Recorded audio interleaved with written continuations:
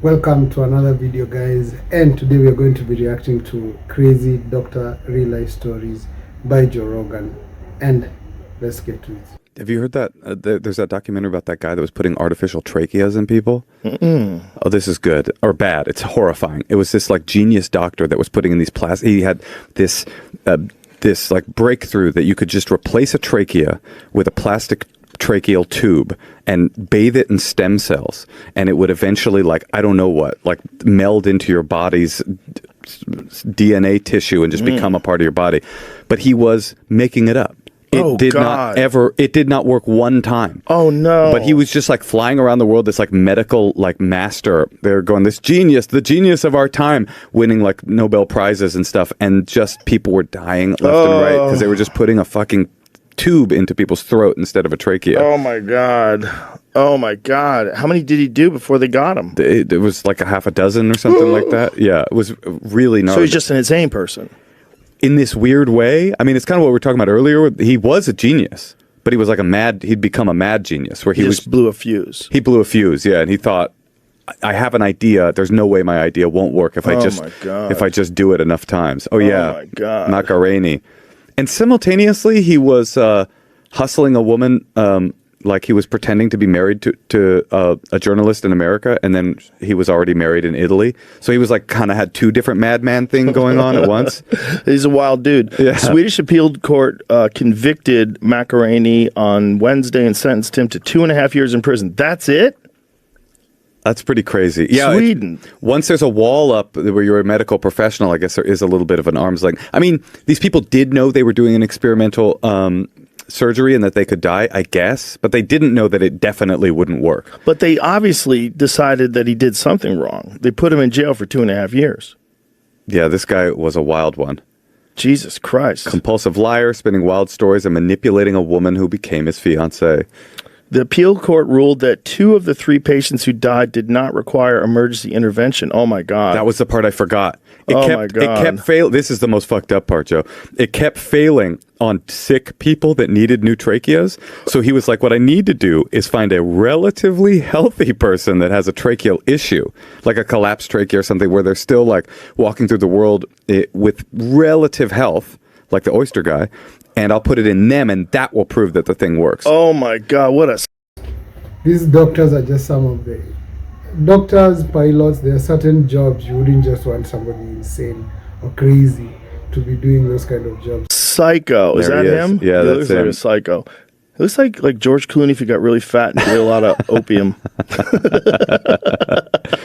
What a psycho. Yeah, it's crazy. To do it on relatively healthy people just to prove that it works? And it completely did not. So he literally went on a worldwide quest to find somebody with like a fucked up trachea, but that wasn't sick, and found someone like that, and it was like cosmetic for her. And she's like, I'm tired of talking like this, and I have to have like a scarf on, and okay, I'll do it. She didn't like the way her trachea looked? No, I think she like talked weird, and she had issues for sure. Okay. But it was not life or death. Oh my God. Anyway. There's some psychos out there, man. And some of them happen to be doctors. Yeah. Just because someone went to medical school doesn't mean they're not crazy. No, I listened to that Dr. Death podcast. Do you ever hear that? No. It's about a guy who was a neurosurgeon, and he was just like, it wasn't clear if he was like Dr. Mengele, like wanted to kill people, or if he was just like a stupid person that was just like slashing in people's bodies. Like, it wasn't clear what he was doing, but it looked like when he would open someone up, he had no idea what he was doing. I mean, he just was like stapling up art. That's like one of my biggest fears, like getting treated, especially surgery, operated on by somebody who does not know what he's doing. That's super scary for me, yo. To a bone. He just like, and just for fun? Nobody really knows. But he was a real surgeon. He was a real neurosurgeon. And until I heard that podcast, it would have never occurred to me to go to a surgeon and then look him up. I'm sure you are savvy enough to do that, but I would have just been like, you're a doctor.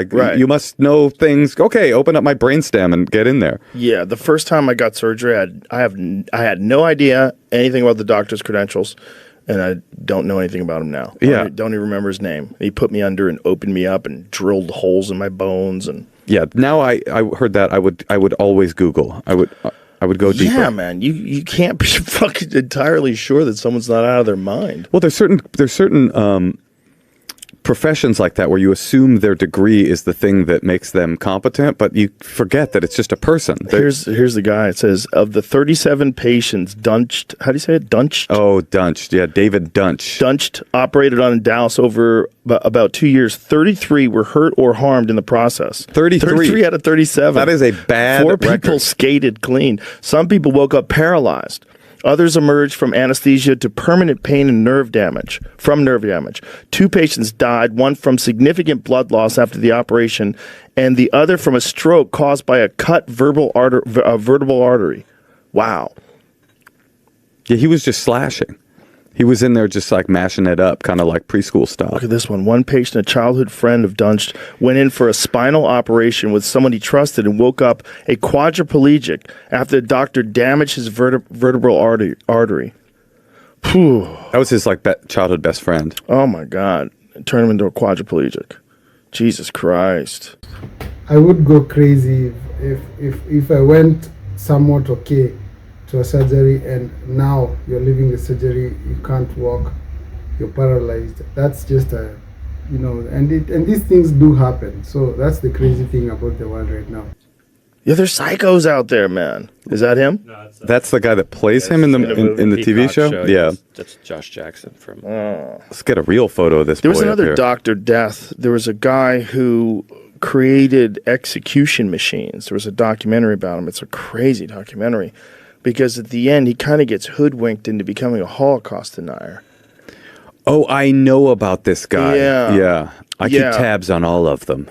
Yeah, I think he's gone now, but I think at the end of his life, like he was somehow or another brought to Auschwitz or Yes. one of the other concentration I remember camps. this guy, yes. And he said that this could not have been It's impossible that Zyklon B could have. Yeah, I saw this documentary. Yeah.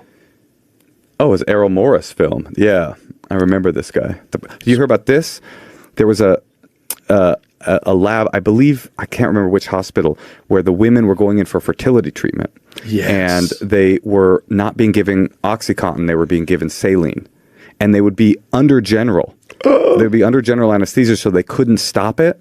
So they were doing basically surgery, but you were paralyzed because you're under general But anesthetic. you feel the pain. So you feel the pain the entire time. And they found out why.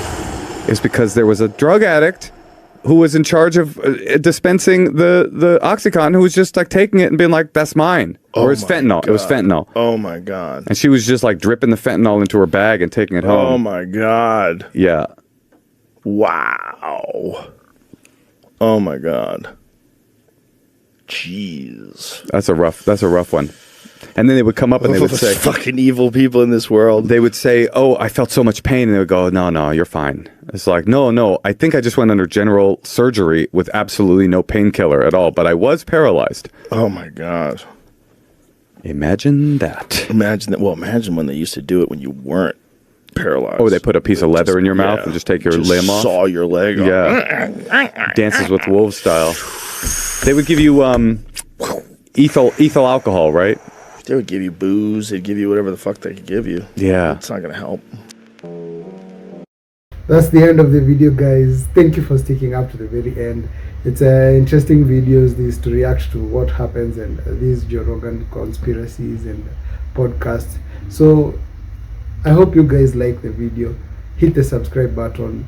Comment down below on what interested you or your thoughts. And let's meet on the next video.